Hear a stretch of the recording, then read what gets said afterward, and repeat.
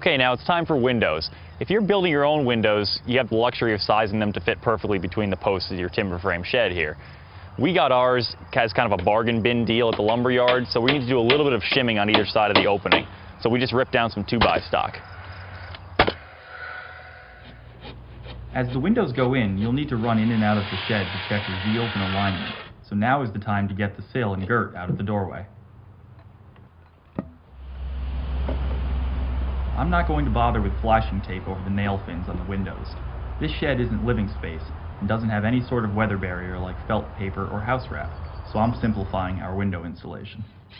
I'm just going to tack each window into place with a couple of panhead screws, then check it for plumb and level, and then finish fastening it. Now, anytime you have a wall with several windows in it and you're going to have trim in between, you really need to take extra special care to make sure that you have nice, even spacing between the windows and that you're not going to end up having to do any tapered rip cuts to fit your trim in between. So I want this spacing to be even on all the windows, so I'm just checking for plumb and tweaking and getting everything just right before I put in all the screws. Okay, that's all 7 windows in place. Now we're going to move on to the door. We won't be including a threshold on our door, partly because I'm not trying to seal the shed against drafts, and partly because not having a sill makes it easier to sweep out. But without a threshold, I do need to make sure that the bottom of the jamb legs and the door slab are sealed. Then I just tip the door into place, hold it temporarily with some shims, and then go back outside and adjust the door so that it projects 3/4 inch out from the frame, which will put it in the same plane as the board siding that will come later. I use long screws to secure the jamb to the frame, then adjust the screws as necessary to get the jamb straight and plumb, and finally insert shims to lock everything into its final position. Okay, door is in. Now we just have to put up a bunch of furring strips outside and we can move on to our trim and siding. We have to put furring strips around the lower half of the building so that the thin clapboards and trim on the bottom of the shed will be in plane with the thicker board and batten siding above. The dividing line between these two types of siding will be a sill that runs around the whole shed.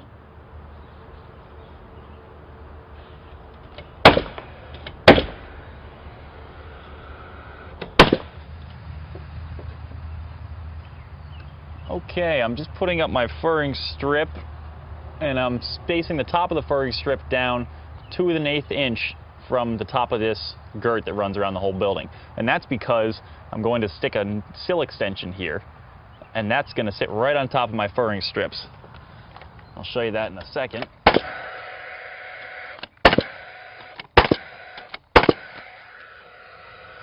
So instead of having my furring run all the way up, I've just stopped it right at the height where this is going to sit, and this is going to have mitered edges on all the corners and run around the whole building. Okay, now I'm not going to actually slide my furring strips tight to the corner here. I want to slide them out enough that I still can attach my corner boards, but leave room for nailing on my clapboards. And that'll leave us a solid 2 inches to attach our clapboards. To ensure that the mitered corners line up correctly, I use a short placeholder block to help align it to its mating piece.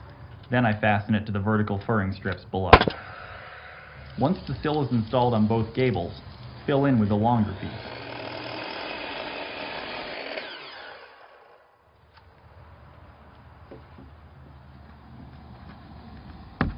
Looks good on this end. We can clean that up. Good on this end.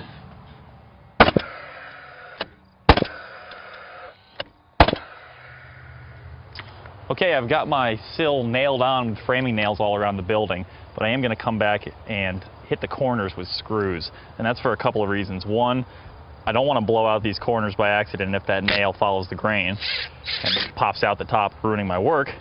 But also, I want to use screws because it's going to help hold these things nice and tight as this wood moves, as it shrinks and expands. So I'm just using epoxy-coated deck screws here. Just like I furred out the lower half of the shed for the clapboards, I need to fur out the upper trim boards to match the battens in the board and batten siding.